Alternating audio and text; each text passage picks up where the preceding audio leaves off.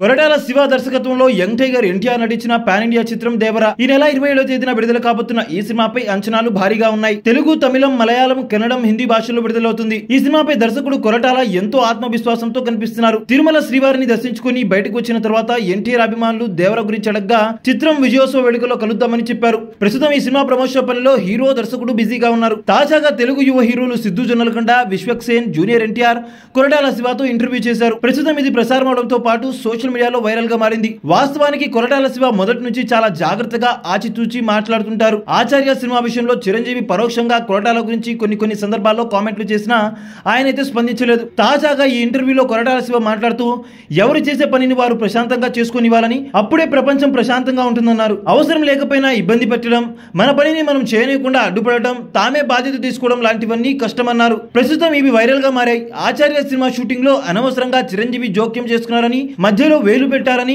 అవసరం లేకపోయినా రామ్ చరణ్ పాత్రను పొడిగించారంటూ వార్తలు వచ్చాయి. సినిమా ఫ్లాప్ అయింది. దీనికి దర్శకుడు కొరటాల శివదే తప్పని చిరంజీవి పరోక్షంగా చాలా సందర్భాల్లో అన్నారు. ఇప్పుడు కొరటాల శివ చేసిన వ్యాఖ్యలు చిరంజీవిని ఉద్దేశించి అంటూ సోషల్ మీడియాలో చిరంజీవి అభిమానులకు, జూనియర్ ఎన్టీఆర్ అభిమానులకు యుద్ధం నడుస్తుంది. ఒక రకంగా చెప్పాలంటే రెండు వర్గాలు తీవ్ర స్థాయిలో కామెంట్లు పెడుతున్నాయి. మరి అభిమానుల యుద్ధం దేవరా సినిమాకు లాభం చేకూరుస్తుందా, నష్టం చేకూరుస్తుందా అనేది తేలాలంటే సినిమా విడుదలయ్యే వరకు ఆగక తప్పదు.